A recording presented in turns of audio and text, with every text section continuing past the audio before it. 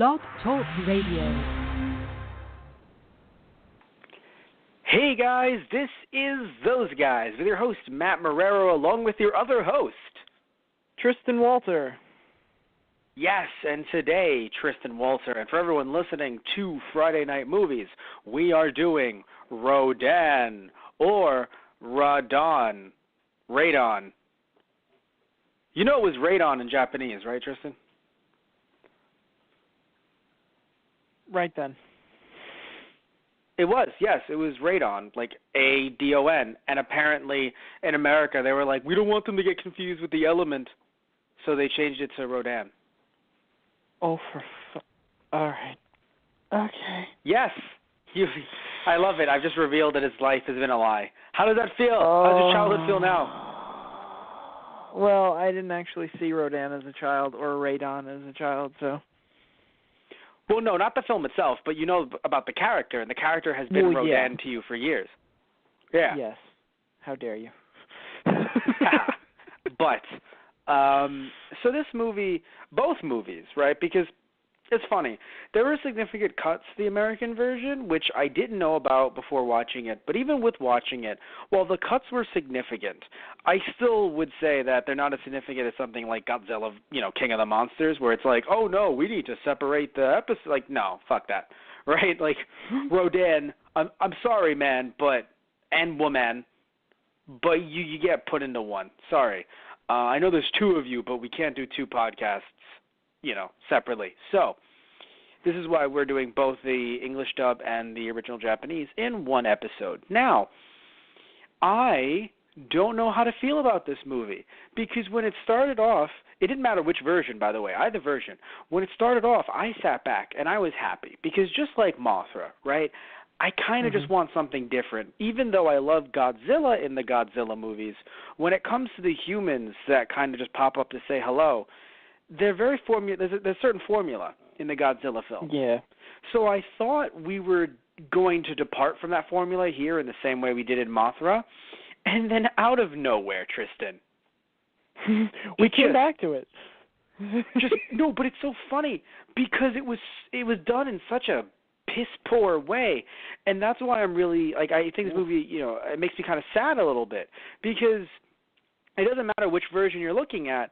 I feel like we still got very little of the humans in the same way that we did in Mothra versus Godzilla, which is a movie we just did last week on Friday Night Movies. So it's disheartening because I was going into this movie like, oh yeah, probably gonna get something different, and then we did. We were getting the miners, and I was like, yes, this is gonna be different and interesting. And then all of a sudden, the second the guy's like, I'm from this newspaper, I'm like, you shut your whore mouth. I don't give a. It's like I don't give a fuck what newspaper you're from. You get the fuck out of here. And then, and to be fair, they really did keep it around the miners. To be fair, but the problem is that it felt like they jumped around so much that I didn't really get to know much about the main character who had amnesia, nor his. It's, by the way, so interesting that it feels like the constant dynamic is man, then woman he is attracted to, and then something is going on with her brother. Some shit's going down. Isn't that but that's the formula, right? It's just like man, woman, they're in love, but her brother, something is happening. Or her brother. Yeah, but her brother was suspected of murder this time, Matt. That actually, I was like, oh shit. Like, I have to admit, that actually had me a little like I was pumped. I was like, oh man, obviously we knew he wasn't going to be the murderer. I didn't think he'd die, but I was like, he's not the murderer, but like, oh shit, what's going to happen here? And then when they showed the insects, I know you wanted less of them because you wanted more giant monster rather than food, right? But well, no, I mean, you're at that point they're Rodan's food. It's kind of just whatever Rodan. So yeah. Yeah. I liked that they were introduced and that it's like, there's other things in this mine. Like, that was cool, but I felt like half of the movie was focused on them attacking the people instead of, the star of the fucking movie. Yeah, I think the point was like, oh man, isn't it crazy? Aren't they so tough? And then all of a sudden you're literally seeing them being eaten by something bigger, and it's kind of like, right. Oh, I thought you. Oh no, you Like, it's kind of just like, so it's kind of like basically, I don't know why we bring everything to Dragon Ball here. We're really bad with this. It just keeps on happening. It's just like Goku, like, I'm the strongest. And then all of a sudden Master Roshi's like, hold my beer. Comes in as Jackie Chan. Just beats the ever-loving shit out of him. Although there is something very interesting about the insects. They talk about them as like dragonfly larvae, and that actually got me thinking. They don't talk about it as much in the dub, but in the Japanese film, they play on the fact it's like, yeah, these are dragonfly larvae. I'm like, where have I heard that before in Giant Monster versus Godzilla? So I looked into it. It's much later on, obviously, but they actually go back to these dragonfly larvae. Yeah, they make a cameo in the 2000 film, right? Yeah. What was it? It was Godzilla versus Megaguirus. Thank you. I've never seen it. I just saw like a blurb about it. So that's why I'm like, I know a thing. So I was like, oh, that's interesting. I don't know if they ever actually we're going to use these things as a monster to fight Godzilla in the future, whether that was really the thought behind it or whether they just wanted to throw in something, like you said, to make Rodan just look that much more powerful. But I have to say, though, okay, so I don't want to agree with you because in a sense that, and it's funny, we usually agree, right? But in this case, I don't want to because I really do like the insects a lot, like so much, but I think that's because of my background really enjoying Power Rangers and Kamen Rider and Super Sentai. So like for me, I'm like, yeah, but the problem is that there's no masked hero to kind of come in and beat them up. So it just looks weird when you focus on them so much, and then even though, yes, it makes Rodan look stronger, or the Rodans, at that point you're like, what's their first names? Because he has a mate. They are the Rodans. Yeah. Boop, boop, boop, boop, the Rodans, right?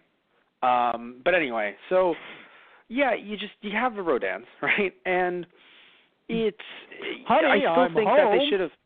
How was your day, dear? Well, I flew across Tokyo at supersonic speed and brought down a few buildings. Oh, honey, how many times have I told you, stay away from the big cities? I know, I can't help it, but I brought some fish home. No. Jesus Christ. Jesus H. Christ. Had a party with the boys, just them fighting with Ghidorah. Yeah, me and Godzilla really partied it up. How many times have I told you not to go party with him? Oh, but honey, he's an old friend of mine. Yes, and he gets you into so much. I'm going to stop now. Yeah, no, we can't do this anymore. But we're not writing the script live. But we'll do it in post. We'll do it later. We'll fix something up later. But still, all I'm trying to say, right, Tristan, is that I think that the insects should have, I feel like because the whole point of these movies is radiation is bad, yet people suck, I feel like they should have tried another bomb or something crazy. And then the insects grow larger and then they fight Rodan.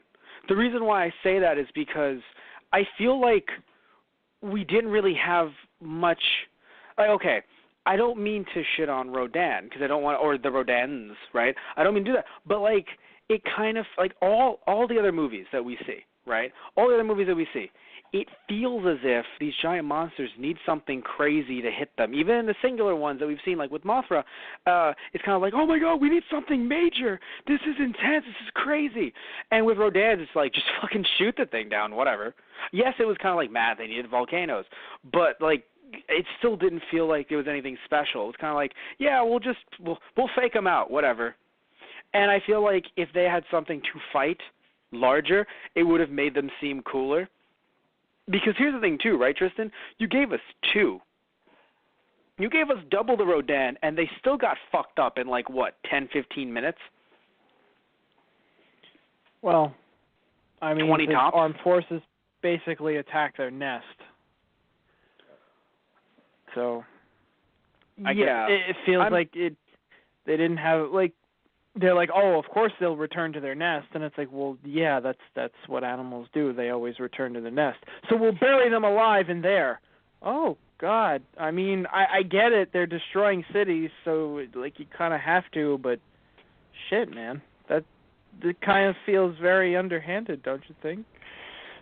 No, that's I think one of the interesting things with this movie is in this movie. That's what I'm trying to say. Like the Rodans didn't seem like they were as menacing as even as something like Mothra, which like Mothra looked adorable, right, in its larva form, but it was still going around destroying everything, and they were like, oh my God, Mothra's here, we're all going to die today. And then seeing it destroy the towns as it flew by, we didn't really get, like, okay, I'm not going to say we didn't get death and destruction with the Rodans. That's silly, right? We saw some shit, right?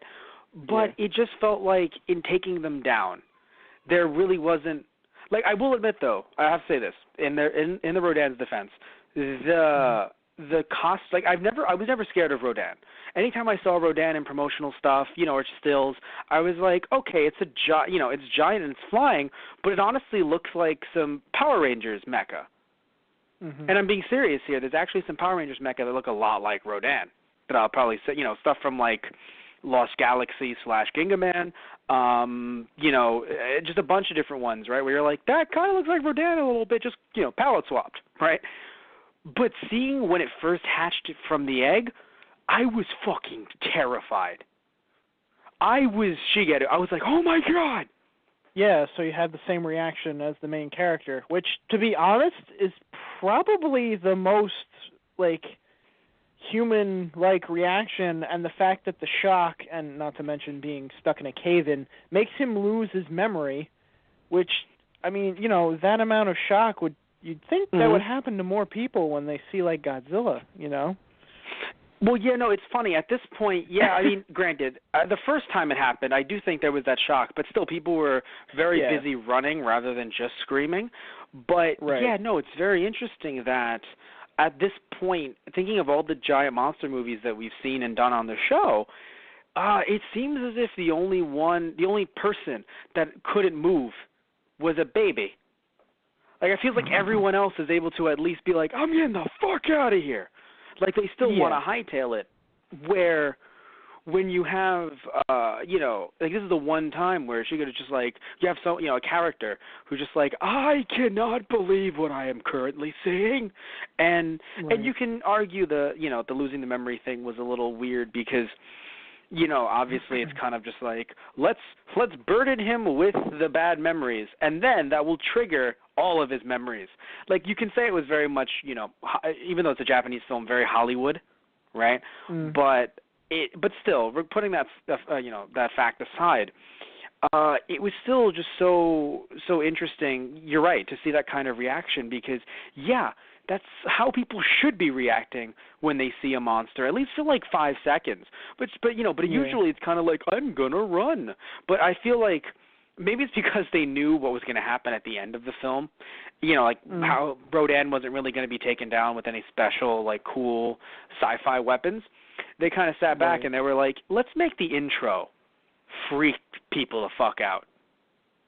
Right. Because just introducing Rodan was some scary shit. Yeah. Yeah, especially that roar, too. Like, what's even funnier is when I saw the English version, they spammed the roar a little bit, which still scared me, but they spammed it. In the Japanese version, they didn't spam it. They only had it happen, I think, like once during the feeding process when you're kind of focusing on him crawling away. And it was hilarious because I'm like, they're not really showing the roar, oh my God, when the roar actually hit. Right. I was like, fucking hell. It was great. I'm like, they're not even showing them. And I'm like, Jesus fucking Christ, Rodan. But I have to say, though, when it first hatched, that design is scary. That red design, and you can see its ribs, that's creepy to me. Like, I would much rather prefer fully formed Rodan. Yeah. I'm just saying. But yeah, how do you feel? I'm ranting. How do you feel, or Rodantic, how do you feel about 2 Rodans in this film? Do you think it cheapened it a little bit, or do you disagree? I mean, I don't think it cheapened it. I guess I did enjoy the dogfights, basically, that they had with at least one of them. I kind of like the aspect that they had a tag team going, so, like, when the military started ganging up on one of them and shooting all the rockets and everything at it, and they kind of had it pinned to the ground, that the other Rodan comes in and basically saves the other one. I don't know. I like the idea of them kind of being a tag team, and in the and also in a sense that they're basically just defending their nest and feeding too.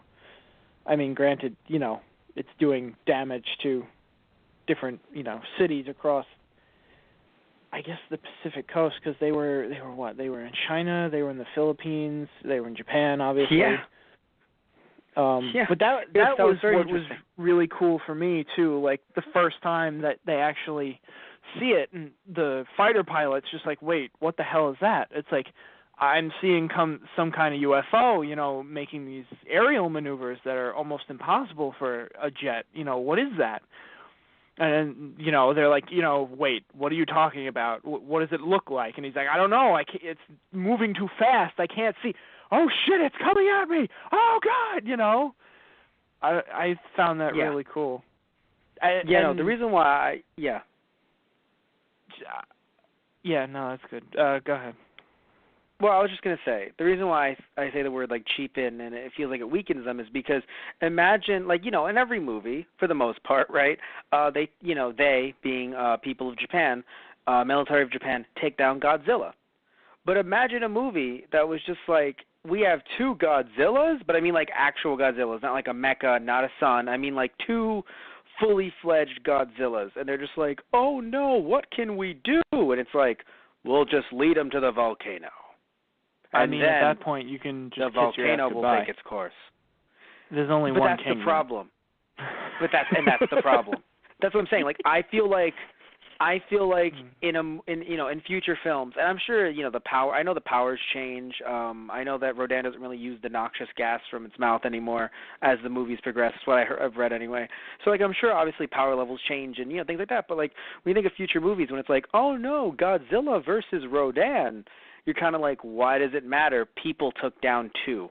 Now again, volcano took down two. But you see what I'm saying here? It feels like it's easy to take them down. Where with Mothra, it did obviously it wasn't killed, so I think that's another good thing too. It's oh, you weren't killed, you flew away.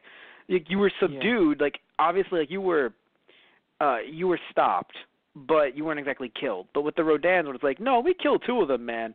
It's kind of damn, that paints Rodan in a very negative light for me. Where it's just just the idea of take down two Rodans for the price of one movie. It's kind of damn. So I think I would have preferred seeing them, I don't know, I guess maybe fight the other, but they really didn't have the monster on monster concept yet, because this is 1956, literally a year after Godzilla Raids Again comes out, which, I mean, think about how crazy this is, Tristan. Godzilla Raids Again, black and white. Literally 1 year later, color Rodan. How crazy is that? Yeah, that's pretty crazy right? to think about. Yeah, no, right? Just 1 year's difference. I mean, even it's funny to think about this. We have Doctor Who Wednesdays that we're doing. Basically up to the point where we catch up with Series 10 because we're a little bit behind on that podcast-wise. And we just released this past Wednesday. We actually just released Series 9, episodes 1 to 6, right? And the reason why I'm bringing this up is because think about Doctor Who that came out in the early 60s, but on TV, but that was still black and white, which is kind of get with the times, guys. BBC, come on, what are you doing? Yeah. But still, no, I mean, it's a funny thought. But yeah, here it's just 1 year difference, and then boom, you're in color, right? Yeah.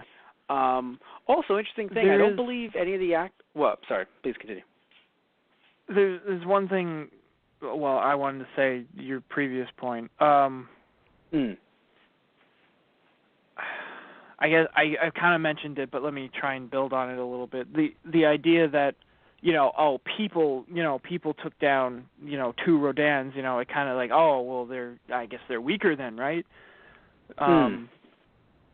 I mean, you mentioned it, but the volcano is really the lava is what gets them, and really the humans' plan is burying them back in their own nest, and it looks like it's going to work.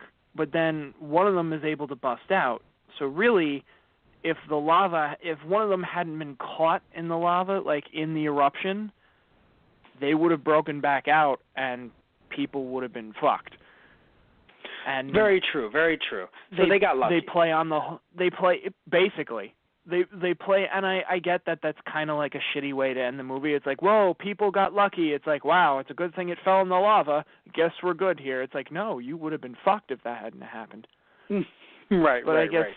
they also play up on the idea of, like, I don't know, like birds nesting together. It's like when one loses its mate, it's like it loses the will to live almost, and that's interesting to have that kind of sentiment for the two monsters in the movie. But I don't know, it kind of worked for me because it kind of looks at the movie and says, well, who's the real monster here? It's like, you know, is it the monsters or is it the people? You know, they would have never even woken up had people not been mining in the area either. And granted, you know, this society needs energy to run on, so that is what it is. But, you know, that's just the idea that I took. You know, this movie was very interesting because, you know, you look at Godzilla, right? And Godzilla, just like when we compared it to Mothra, where Godzilla is, hey, you guys, you know, did a lot of atomic bombing and a lot of atomic bomb testing. Now the bomb strikes back, right? Humanity fucked up, and now it's coming to literally stomp you to death, right? Like, that is basically what the theme of Godzilla is. Rage monster. Atomic rage monster. I think you're the one who said atomic rage monster. And so then we jump to Mothra, and it's more like, no, Mother Earth, you can't kill me. You know, I am just looking for these two. It's like I am only here because a lot of bombing, by the way. You bombed the island, and that changed. That made me, for fuck's sakes, right? So I'm not here to kill any one of you. I mean, I will if I need to find these two. I will kill every single fucking one of you, but I don't want to. That's Mothra's whole thing, right? Like, I don't want to hurt any of you, but I fucking will. And then Mothra finds her two little humans, like literally little tiny, and then they fly away, and then that's the movie, right? You know, and it's funny in every movie. It's funny in Godzilla's films, even though the humans are the ones that technically made Godzilla. I haven't seen one Godzilla movie where it feels like they are the assholes, like the humans are the assholes. I don't remember, like, I mean, other than like those criminals in like Godzilla Raids Again, I can't think of a Godzilla movie where I sat back, other than Godzilla versus Mothra, right, and think, right,8 assholes, right? Yeah. It's usually on the monster, i.e. Godzilla. But it's interesting when you end up seeing Mothra and it's like, no, that's on Nelson. Fuck Nelson, right? Right. Or you see Rodan, and even though they didn't address it directly, you kind of feel like it's on the people, because even though the Rodans did some shit, it doesn't feel like they were as menacing as Godzilla. Right. So they don't feel like rage monsters. They just feel like, hey man, you're in our nest, bro. Right. What do you want? Like, hey, we were here first. Not even technically. Yes. Not even just us. Look at these bugs, man. You made them this big. I mean, thanks, by the way. They taste great. But you made them this big. Now, that's also another funny thing. It feels like the American dub plays up the whole hydrogen atomic testing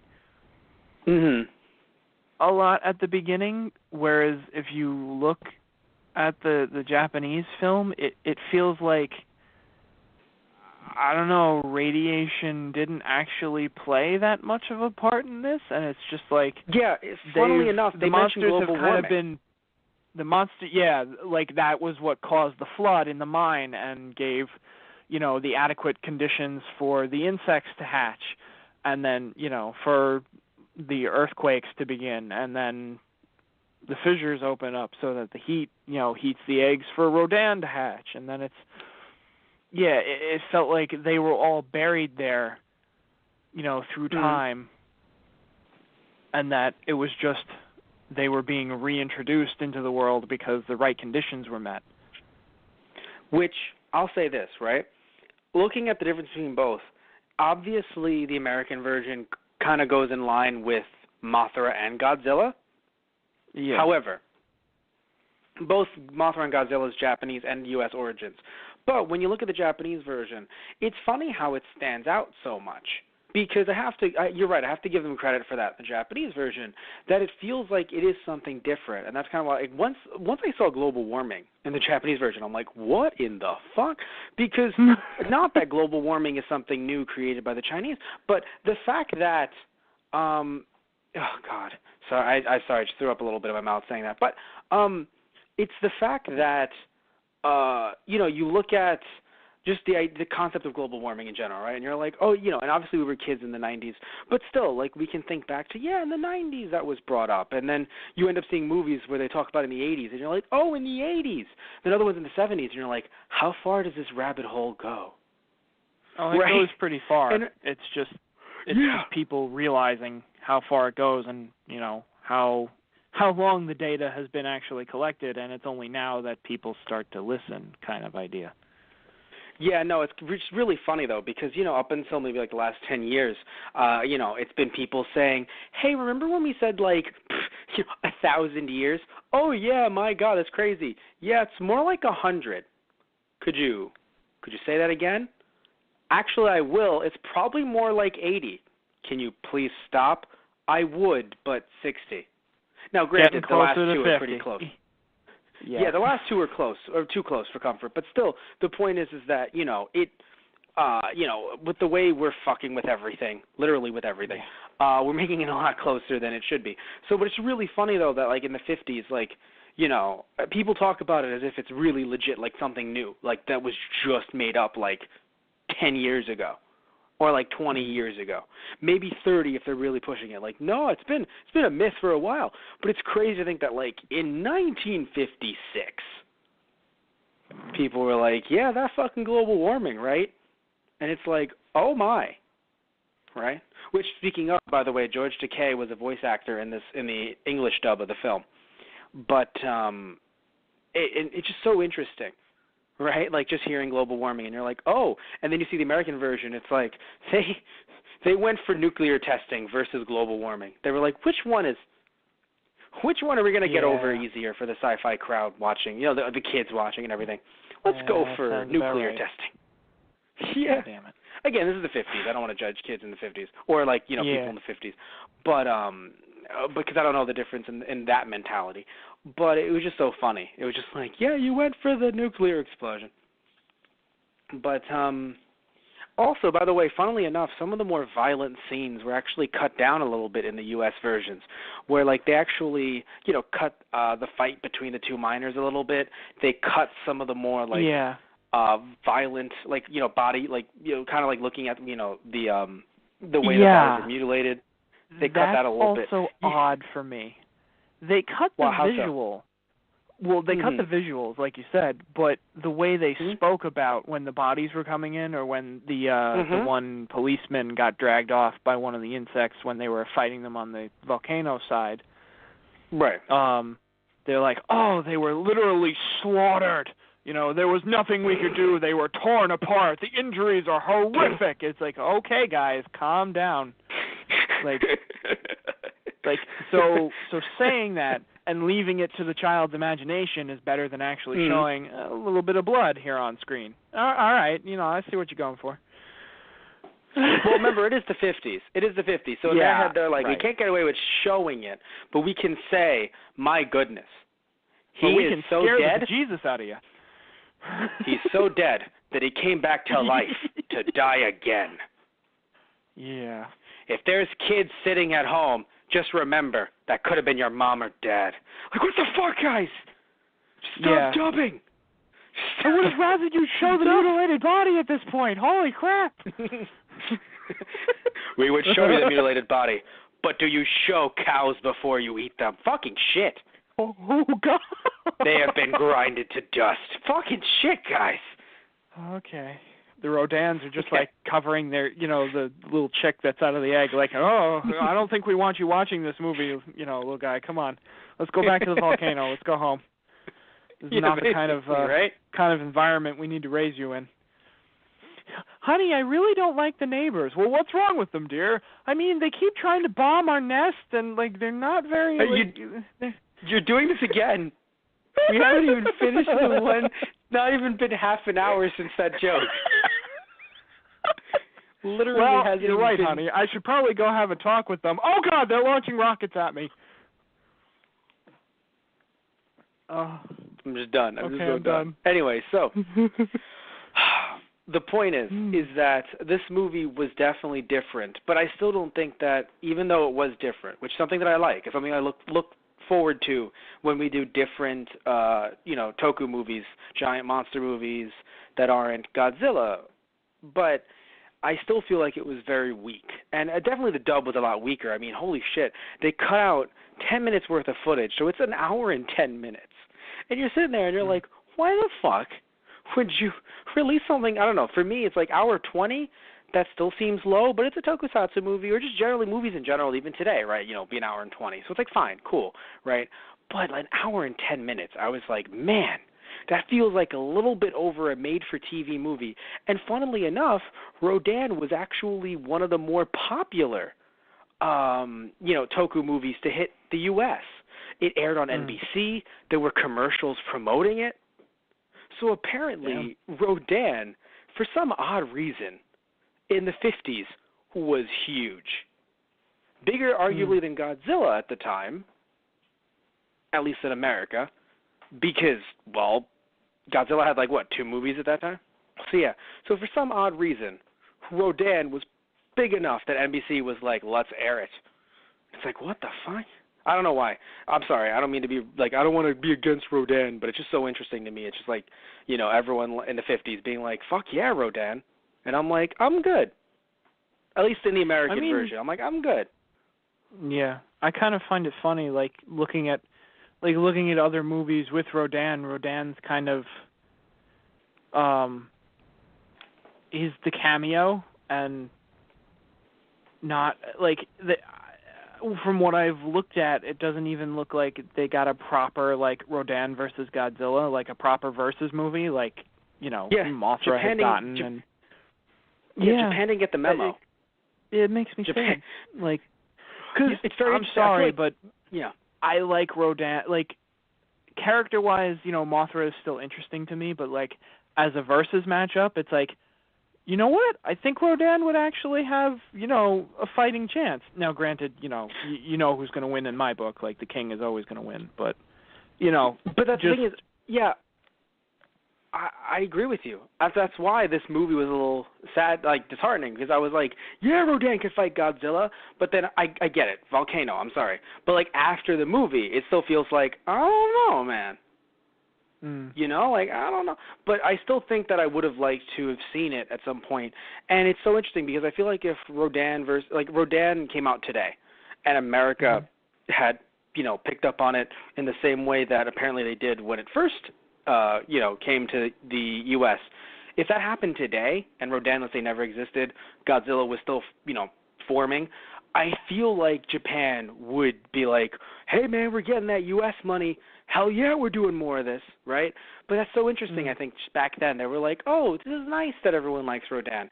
Anyway, back to this Godzilla thing. Granted, it took them a while to make another Godzilla. 1964. Right, to go with Godzilla vs. King Kong. But still, it's just kind of funny. It's like, oh, Rodan is popular? That's so cool. Anyway, moving on to other projects. And it's so interesting because, even with Godzilla, they, churned out the next one, a year later. So it's super interesting that with Rodan, they were like, we've told our story. It's like, really? Because you gave us 2 of them, and one of them didn't really die like the other one did. You could just kind of bring them out one day. Besides, everyone fucking has kids, apparently. Yeah. Well, because that's the interesting part. I don't know if the one that the main character sees hatching was one of them, or whether, it's the 2 parents along with the baby, and the baby survives because it gets reburied, and the 2 parents are the ones that you see, die in the lava, or one of the other ones that you see in the lava somehow miraculously survives and retreats underground. Well, no, so for a cameo that happens in a future film, right, it is one of them surviving. However, I don't know if it ever appears again, right, if there's ever another appearance, that they wouldn't say that there was that baby, because as far as the movie is concerned, there were only 2 Rodans. As far as the movie is concerned, in this film specifically. Right. No, but of course things can be rewritten as time goes on. Yeah. But right. As far as this movie is concerned, I am pretty sure that there are only 2 Rodans, and he's witnessing one of them just being made. Right. And hatching. not... Okay. Yeah. Yeah, and not a new one hatching. As far as the movie is concerned, as last I checked, I mean, believe me, because I'm pretty sure, funnily enough, like the second Rodan, like out of all the different Rodans, the second one is the one who destroyed the military car. And then the first one is the one that, so like they actually alternate. So I don't know how you could tell. I don't know if there were like some like little differences between them because I couldn't see any. But I'm sure eagle-eyed fans, or just when interviewed, the original creators said, "Oh, this is this Rodan and this is that Rodan." Yeah, but yes, I'm pretty sure the egg just gave birth to one of the 2. Okay. Yes. But yeah, anything else you want to say about the film that you either enjoyed or just didn't enjoy?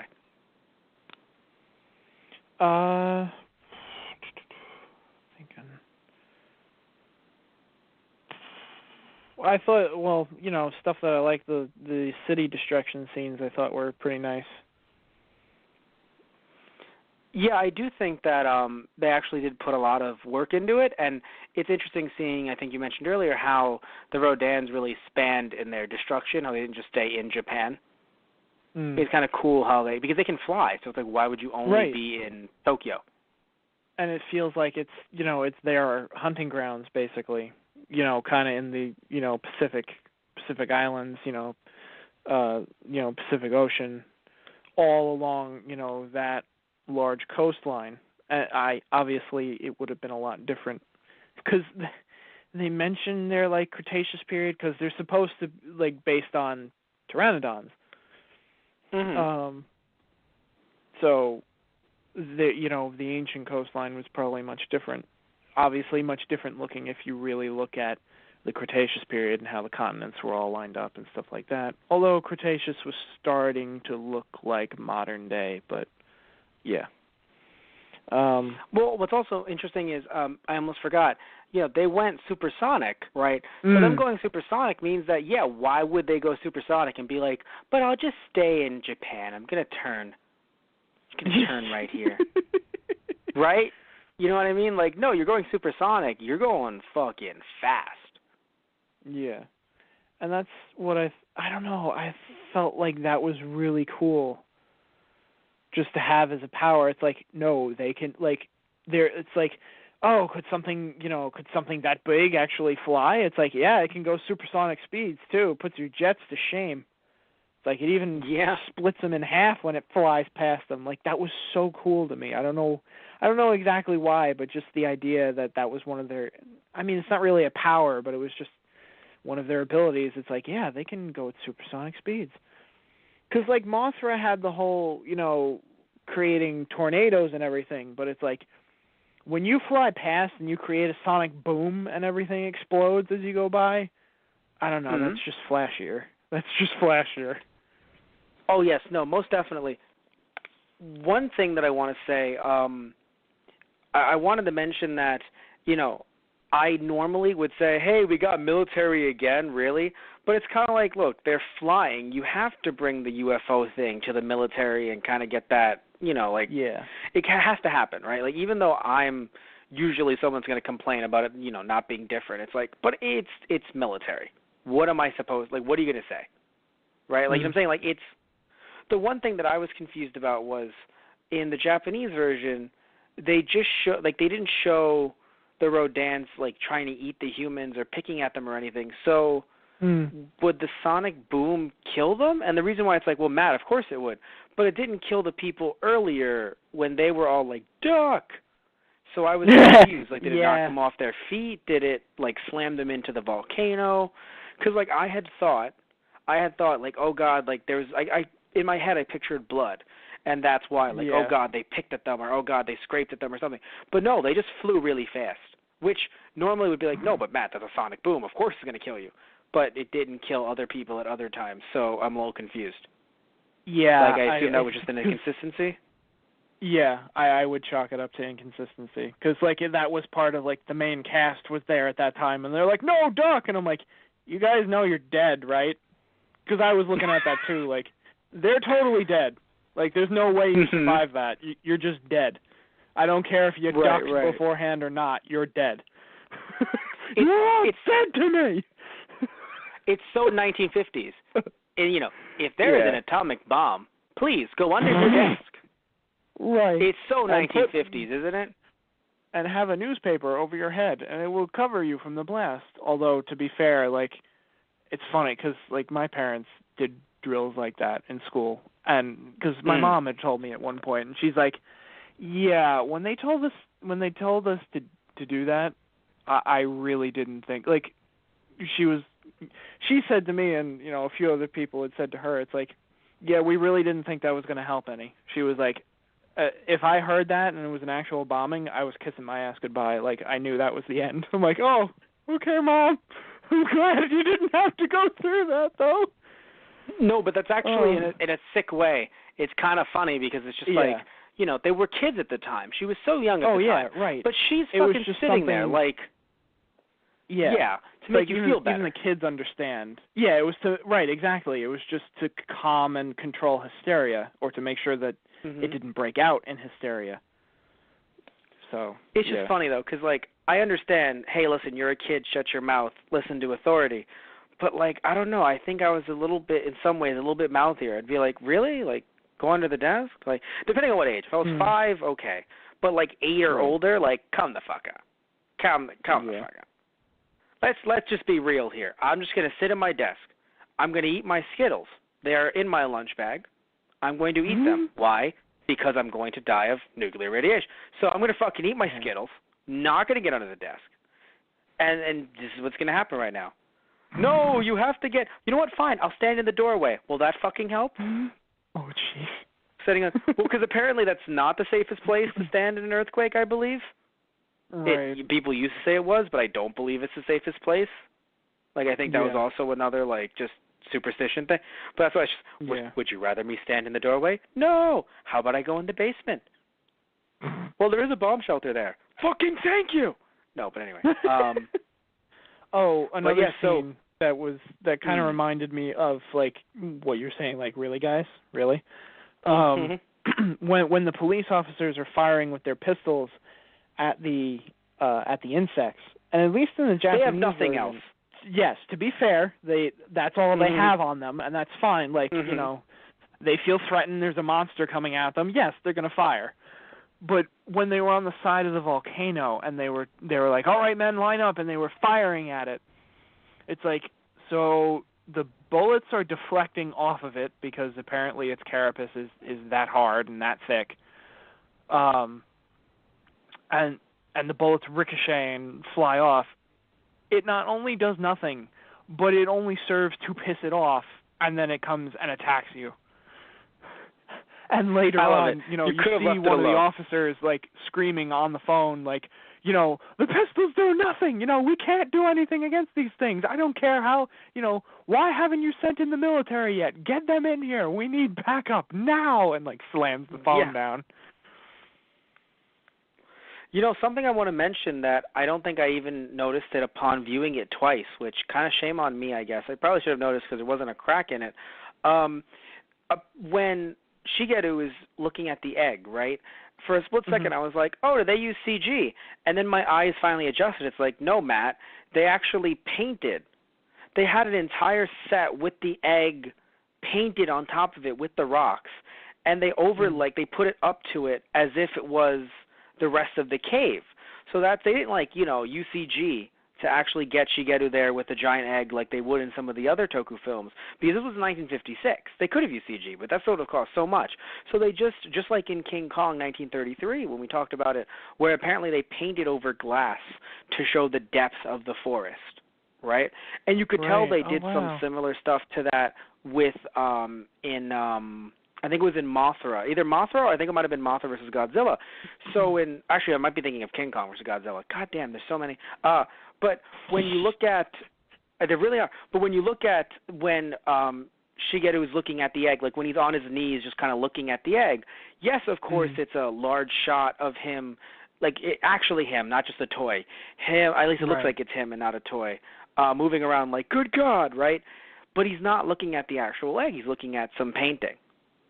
So it's very interesting because, I mean, it doesn't look like it's a toy. It's moving as if it's actually a human being. So they just zoomed out and then had him, crawling on the floor. And then, of course, when it hatches, that's the actual, or rumbles, that's just a close-up of a set. That's the real egg, of course. But in that one little, in that one moment, I think it was at least one moment, it was just, oh, wait, never mind, I was wrong. They painted two different ones, one normal and then one with the crack. Right. So that it would show the progression of hey, look, it's just the egg. Then they do the whole close-ups. Then they zoom out again, and then it's the egg cracking. And they just had a still. God, fucking love tokusatsu, man. Sorry, I just can gush about this all fucking day, man. I just love practical effects. I didn't know. It felt like for me that they strung it together so well. I didn't notice either. So that's that's a good theme for me. It felt like CGI. Yeah, it felt like CGI for a second. And it's funny too because you're watching on your computer screen. So yeah, it's smaller, but it's right there. So I'm watching it on a larger television. I really should have noticed. Right. But oh man, it's such a beautiful thing. But what you can do on a lower budget. Because let me see the budget of this movie. The budget for this film was, oh no, I can't see the budget. Well, that sucks. Now I'll never know what the budget was, Tristan. Well, that's terrible. No. I care so much. But I kind of did because I was making a point. But let's see, in New York, right? In New York, it got $450,000 to $500,000 during its opening weekend, which, I mean, for 1956, yeah. Yeah, damn. Yeah, right. Oh, and apparently something really funny. I didn't read it. I assume this was in the book. Apparently in it, but of course, Stephen King. This one of the kids, Mike, is actually haunted by the image of Rodan. Oh, jeez. So I assume this is the book because I don't remember this scene in the movie or in the TV special. But when he sees a giant bird, which is Pennywise, he sees a giant bird in the ruins of a steel mill, and he thinks it's Rodan, or he thinks of Rodan. Oh, that's really funny. Right. No, because the book was well, because that's the thing. The book was set in the 50s. Right. So it would make perfect sense that the kid would have seen Rodan. It's actually, it's really funny, right? But again, I assume that was the book because, I don't think they would have had that authorization for the film. Right. But yeah, so, yes, you mentioned what you didn't like. Now, you were saying, how it felt too much, at certain points they just kind of bended some of the rules of physics, right, to keep people alive. Yeah. But what are the good things? What's one good thing that you think, oh shit, this is an amazing thing, or something you just liked in general about the film? Because I know you said some good things, but I just want to pick your brain for one specific thing that you go, oh shit, Rodan did this. I like this. I think I mentioned a little bit before, but I really did enjoy the dog fights. It wasn't much. But just the fact that it was just a little bit different than the tanks going after Godzilla, it's no, this one we actually get to have an air fight because, they can fly. And just the idea, yes, that actually was cool. That was different. Rodan flying around at supersonic speed and, outmaneuvering fighter jets. I don't know. I found that really enjoyable.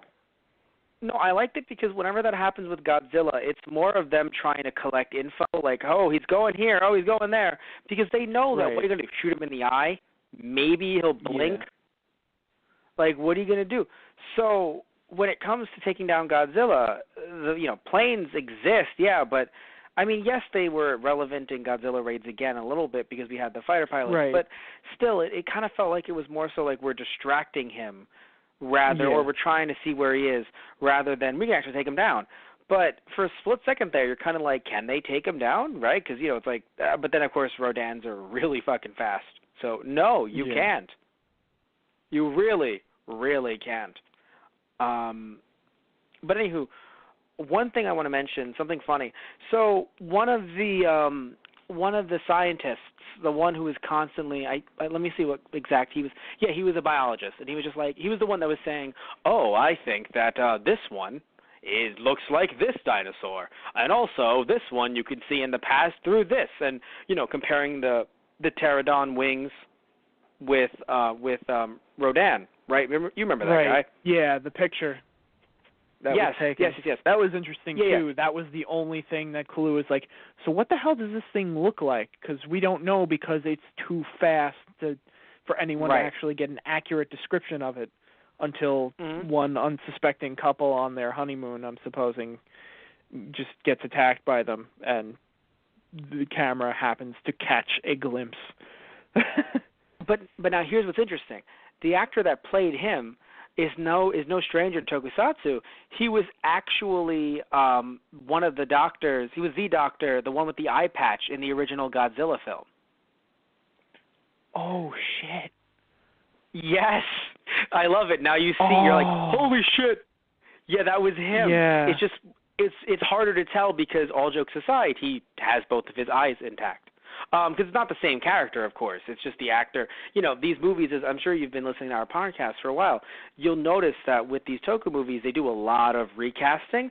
Now, I'm not going to say that in America they didn't do similar stuff back in the day. I mean, you had people that literally were like, hey, you're working with, our company. You have to do 50 pictures by, like, the end of next month. So they would constantly be filming it. It would be like a real big hassle, and it'd be terrible. But still, the point here, I don't think they had those same contracts here.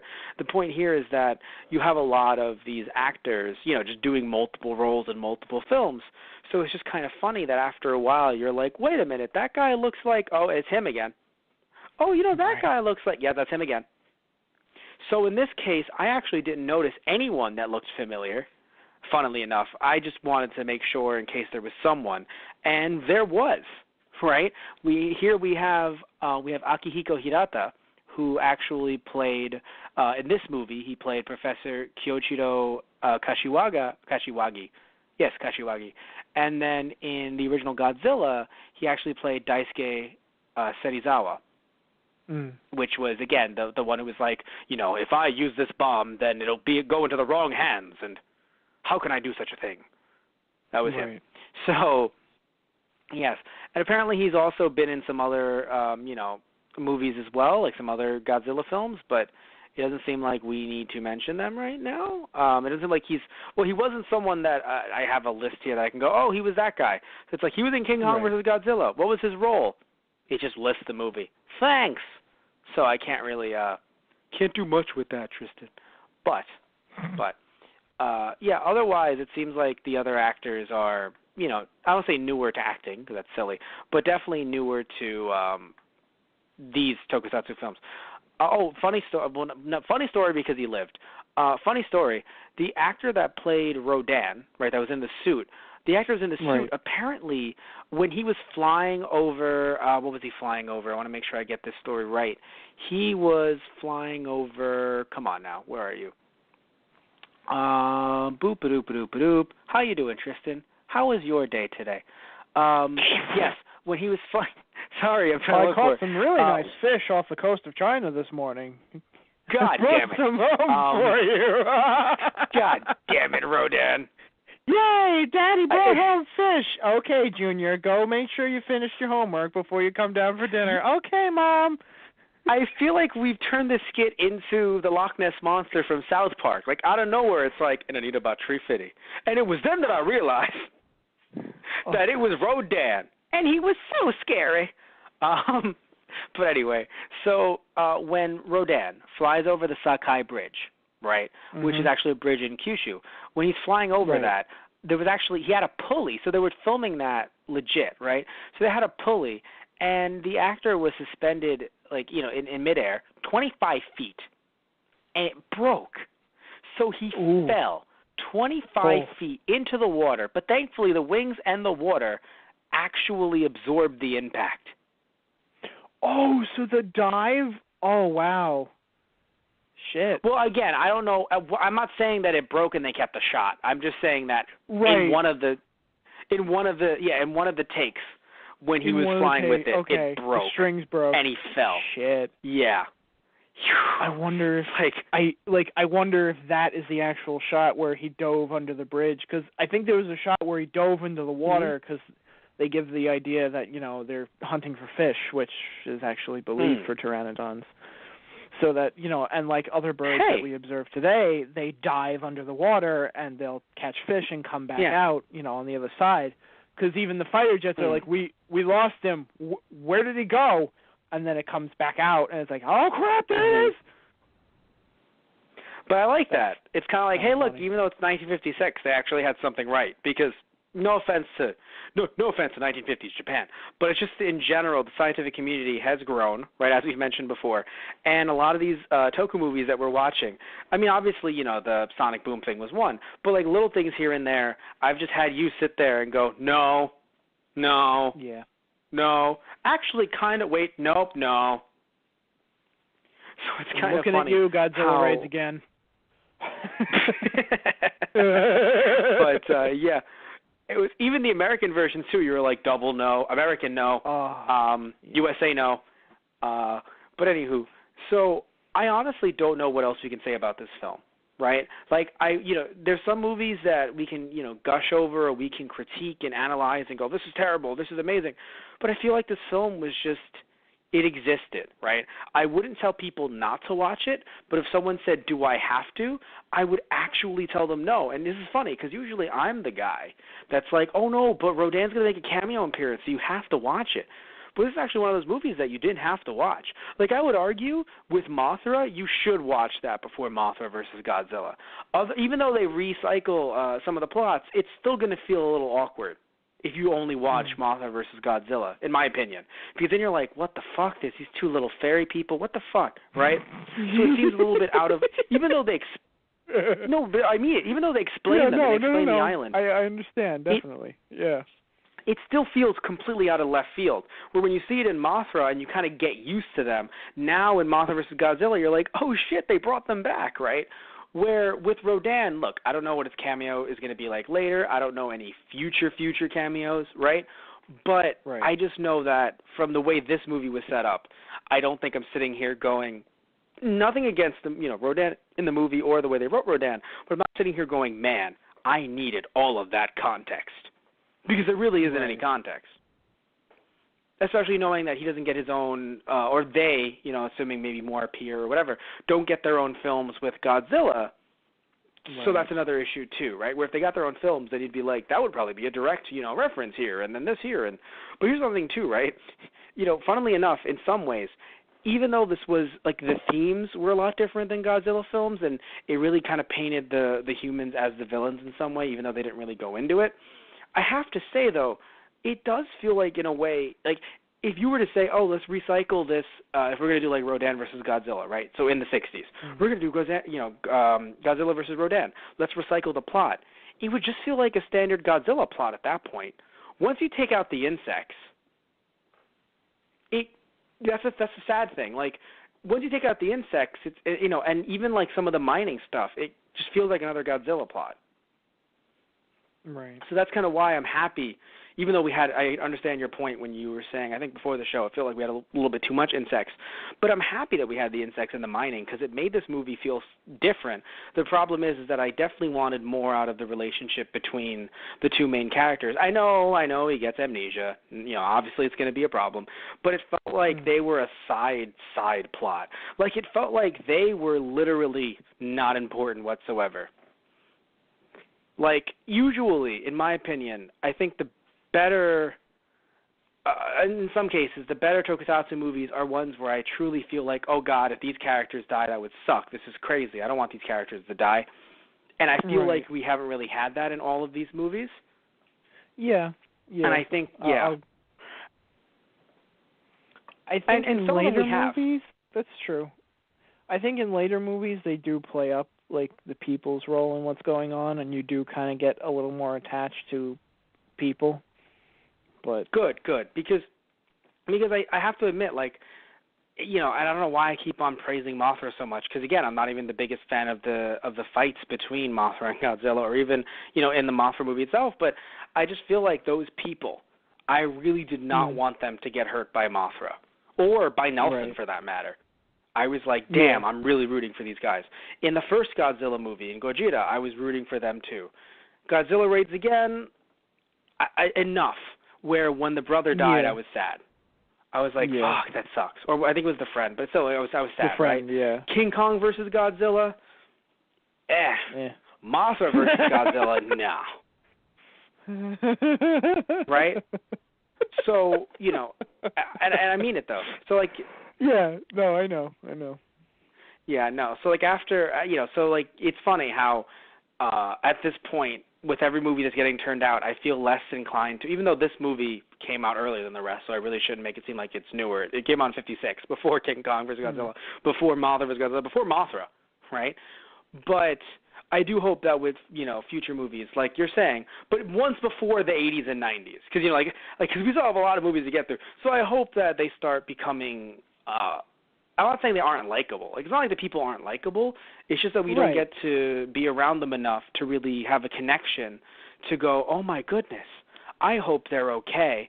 Like, I feel bad for the city. I feel bad for the random people that are running around scared, having to evacuate. I feel bad for those people. But you want to connect with your main cast, and it feels like it's just, you know, like many of the movies, they've been spread so thin with, like, the cast that, like, it's kind of like, oh, you know, like, do we, like, obviously, yes, you have to look at it, you know, the military striking, you know, whatever monster it is. You have to look at that a little bit here and there. You have to look at them saying, okay, we'll go here and here and here. They're still military movies, yes, but when you introduce these main characters, like, if it's going to be a problem, then just make them part of the military again. Instead of having to make them part of the mining company, and then the mining company barely gets shown because they're not in the fucking mines anymore. Holy shit, they can fly. They can fly, Tristan. They're not in the fucking mines anymore. Yeah. So you've essentially written out the people that you were sitting there going, oh, wow, this is going to be very... Like, I will admit, it was a little confusing at first because I'm like, Rodan can fly. What the fuck are they in mines? But I was into it. Yeah. I was into it. I was like, sure, yeah. And then all of a sudden, you know, you just kind of throw all that away. In a way, I feel like you could have made two different movies, right? Yeah. Or at least like a two-part, you know, episode, right? Right. Where like, oh, it starts off with the insects, but then, oh no, Rodan appears, and then it just becomes its own thing. Right. Because the second Rodan appears, it truly feels like the insects are irrelevant. Now, obviously, yes, they did appear a little bit here and there, but it does feel like they're irrelevant because it's like, fuck it, we'll use a flare to get Rodan to come over here. Why? Because lunch. Fuck it. They're not gonna. They didn't show them eating any humans. They just eat the insects. Right. Yeah. Yeah. It almost like an idea of splitting it into two, like actually have the insects become their own monster earlier on, and then having it centered around the mine, like, you know, the people on the island or in the village nearby, like, getting attacked by these insects, and it's like, oh, we have to shut down the mines, but it's, you know, oh, but it's our livelihoods, but it's like, yeah, but, you know, we have these giant monsters coming and eating us every 5 minutes, you know, we don't have a choice. And then, like, aside, like, another plot line for Rodan instead being like you said, they follow the, like, I would like it, like, if they followed the fighter pilots, and then you get to see their squad, like, having to square off against Rodan, and, like, you know, the main character losing, like, some of his friends in the fights and the firefights, you know? Yeah. And you could start it off with, like, oh, you know, volcanic activity in this, you know, on one of these islands off the coast of Japan is very, very, very strange. I wonder why that's happening. And you could even tie that in. It's like, well, they've been doing atomic testing in that area. Oh, crap. Didn't we tell them to stop doing that? Yeah, I think we did at some point. They didn't fucking listen. And then, you know, it's like, oh, you know, a fissure has let loose Rodan. And it's like, well, the Air Force is going to have to deal with that now. Yeah, like, you literally could have turned it into two separate movies, or, like I said, you know, and you were also agreeing with as well, like, two separate episodes, right? In a sense, right? Like I would say a two-parter. Like you don't even have to do what you said, although I like, the plots that you're bringing into it, but you don't even have to do that. Just the idea that, like, if it was shown on television, I would literally cut it up into 2 episodes, because when Rodan first hatches, it feels like we're done with and eats the insects. It's like, all right, we're fucking done with them, apparently. Right. Let's move on to bigger fish, or rather birds in this case. But yeah. Bigger flying reptiles. Yeah. So anyway, we're going to wrap things up here. I want to thank everyone for, unless there's anything else Tristan Walter wants to say, but I feel like we're good on this one, right? Yeah, I just, like I said it earlier, but it just makes me sad, like the two of them, the 2 Rodans are destroyed at the end of the movie. Like, it's odd, because you feel bad for, the giant monster. It's like, am I supposed to feel bad for the giant monster? But it really does feel like, the people wouldn't have had a chance against them if they hadn't attacked their nest. It's like, it just kind of feels like it's not that, Godzilla feeling where it's like, no, we just have to drive him away long enough so he doesn't destroy, civilization, something, anything. It's like, so they got him, throw everything they've got at him. It's like these two, it's like, well, we can't kill them, so what else can we do to them? It's like, well, we could bury them in their own nest. Oh God, Greg, that's dark, man. It's an awesome plan, because they're totally going to fall for it, but holy shit, man. I think it's just a difference, really, in times, because I think at the time they're like, great, military tactic, so it works just fine. I think nowadays you'd feel a little bad, like people feel bad about it, like, are you sure about that? But I think at the time it's just more of like, what you going to do? They're attacking us. What you going to do? So I don't know. Personally, I feel like that's just you. Yeah, at the same time it's like, yes, they are getting attacked by these things. And the English dub kind of brings it up a little bit with that. It's like, man got lucky this time. It's like we've established ourselves as rulers of the planet, but they were once, this was once their planet, and they ruled the skies, as proud, predators and, masters of the skies and stuff like that. And it's like, that's like, kind of sad. And I don't know. I guess the alternate movie title that I brought up to you. Right, and like on a lighter note. Yeah. But the whole idea of them going into the mines and, digging up coal and all that, it's like the process and how coal forms, and older organisms that are buried underneath the earth, the organic carbon being buried and pressurized, like that's what turns it into coal. So it's kind of like Rodan being, based around pteranodons loosely, them coming back out. It's like, so you think it's fun to, dig up our ancestors and use them as fuel? All right. Well, let's just title this one Fossil Fuels Revenge. You know what's really funny? I found it funnier through text when you didn't do that entire setup, which is kind of sad. Like, I feel like if you had just said, we could call it Fossil Fuels Revenge, I'd be like, that is funny. But you, in explaining it, set up this really funny joke that didn't live up to the setup. So in the future, just say the punchline. It might be a lot funnier. I'm giving him advice, everyone, at 4 a.m. as we record this. I love you, Tristan. Oh, no. I'm just going to jump in the lava Tristan. now. Oh, no, I'll jump with you. Are they mates? Hey, listen. As we're burning alive. God damn it.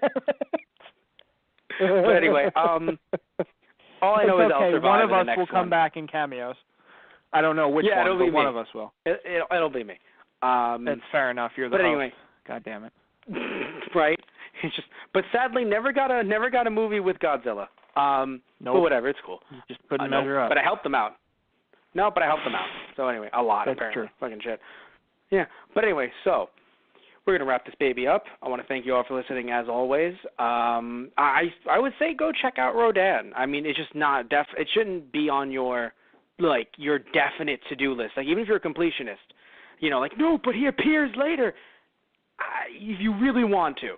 But if you do, for once, I'll just say just watch the subbed version. Usually I'll say, oh, you can go either or. Usually I lean towards subbed anyway. But in this case, I'm going to say just directly, just go for the sub version.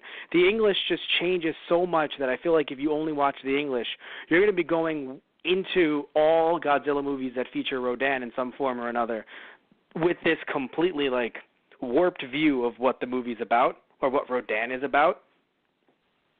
So definitely check out the Japanese version. But anyway, thank you all for listening in as always. Love that you guys are here. Love that you guys listen in. If you want to listen to any more of our shows, you can obviously listen to, I'm assuming right now you're listening to one of our shows because here you are. But it depends where you're listening to us. You could be listening to us through our Blog Talk Radio account, which is actually blogtalkradio.com/those-guys-on-the-radio. You could be listening to us through our Facebook, which is actually, or rather, you could be listening to us through our archive shows on YouTube, which is, I don't know why Facebook came up already, on YouTube, which is actually, you search up Those Guys on the Radio on YouTube and you will find our YouTube channel. You could also be listening to us through our iTunes account, which if you search up Those Guys on iTunes, you will find us. Facebook, by the way, is one of our social media channels where you can go through Facebook, which is /Those Guys on the Radio, or Twitter, which is @Those Guys Radio, or Instagram, which is /Those Guys on the Radio, and find all this news on our new shows that are coming up, both our Let's Plays and our podcast. Let's Plays, what? I'll bring that up in a moment.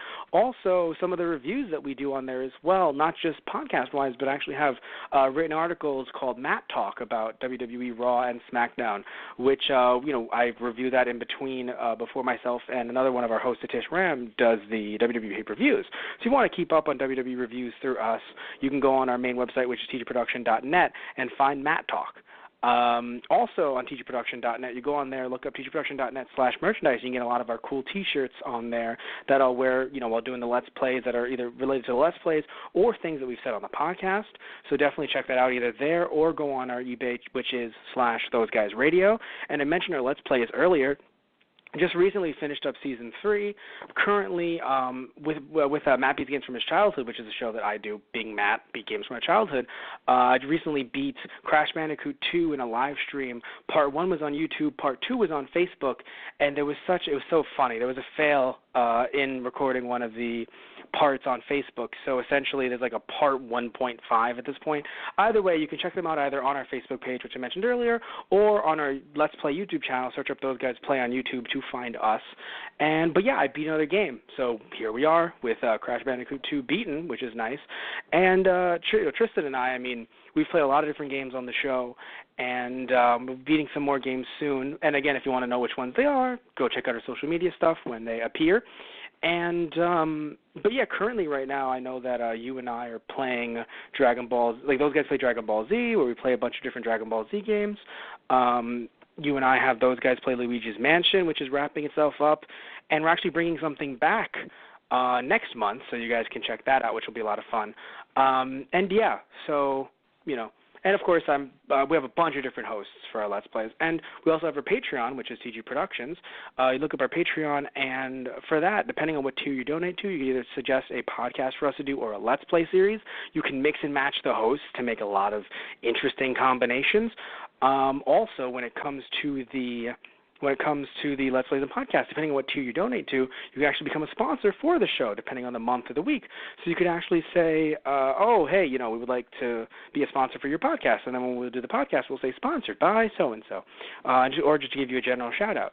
So, and again, that's patreon.com/TGProductions. So thank you all for listening, as always, especially through the spiel, because the spiel is very long. And, yeah. So, love you guys. Take care. Hope you have a good night, and hope you enjoyed the podcast. So, see you guys. Good night, everyone.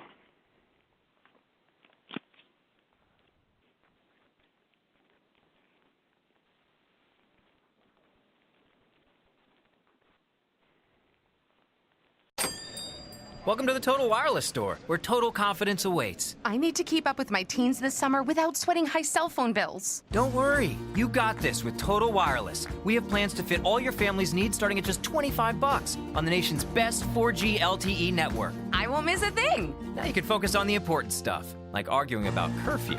Discover the Total Wireless stores and get total confidence. The latest phones, the best network, all at great prices. Now open in New York. Refer to the latest terms and conditions of service at TotalWireless.com. Service at TotalWireless.com. Service at TotalWireless.com. Service at TotalWireless.com. Service at TotalWireless.com. Service at TotalWireless.com. Service at TotalWireless.com. Service at TotalWireless.com.